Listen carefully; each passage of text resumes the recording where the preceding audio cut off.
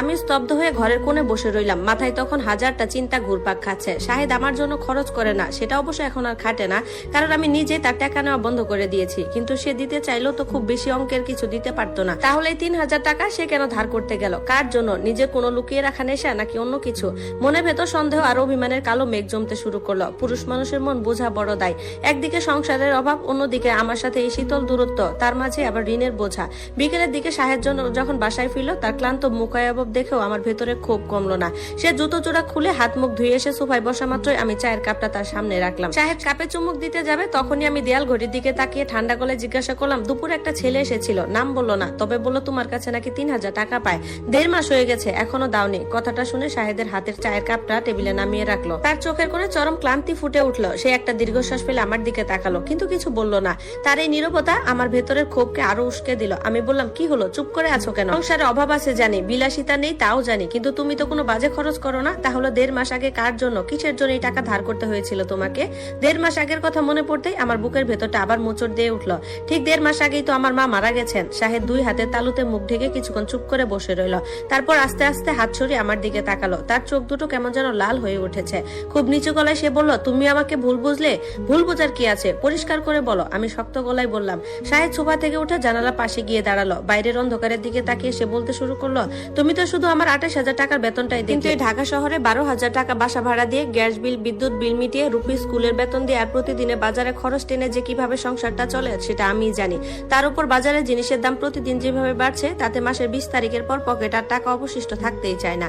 আর আমাদের মেয়েটার কথা তো জানোই, প্রতিদিন অফিস থেকে ফেরার সময় তার জন্য কিছু না কিছু আনতেই হয়। বাবার মন তো যতই কষ্ট হোক, মেয়ের ওইটুকু আবদার না ফেরালে বুকটা ফেটে যায় যে।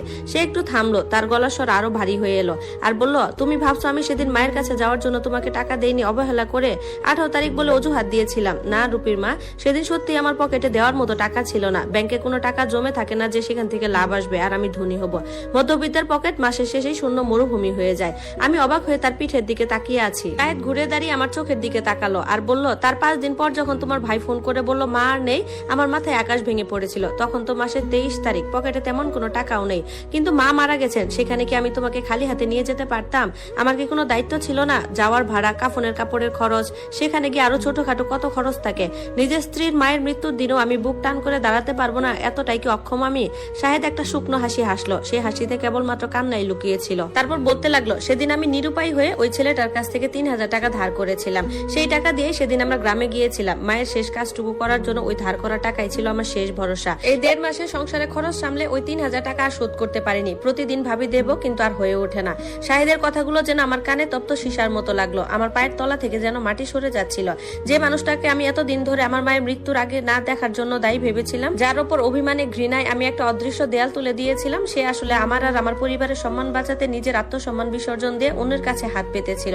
মধ্যবিত্ত পরিবারের পুরুষদের এটাই হয়তো সবচেয়ে বড় ট্র্যাজেডি। একদিকে বুক ফাটলেও মুখ ফুটে অভাবের কথা বলতে পারে না, অন্যদিকে বউ বাচ্চার আবদার আর দায়িত্বের বেড়াজালে পিষ্ট হতে কখন যে তারা নিজেদের খোলসবন্দি করে ফেলে কেউ টেরই পায় না। আমার চোখের কোণ দিয়ে আবার অশ্রু গড়িয়ে পড়লো, তবে এবার আর অভিমানের নয়, চরম এক অপরাধ বোধে। আমি শাহেদের দিকে তাকালাম, কিন্তু মুখ ফুটে ক্ষমা শব্দটা উচ্চারণ করা শক্তিও যেন হারিয়ে ফেলেছিলাম। আমাদের মাঝখানে অদৃশ্য দেয়ালটা কি তবে সত্যি একটু হলেও গলতে শুরু করেছে? ধন্যবাদ সবাইকে। গল্পটি কেমন লাগলো জানাবেন। এটি ছিল গল্পের ২য় পর্ব, আর শেষ পর্ব খুব তাড়াতাড়ি আপলোড করা হবে। ততক্ষণ সবাই ভালো থাকুন, সুস্থ থাকুন আর আমার সাথেই থাকুন। ধন্যবাদ।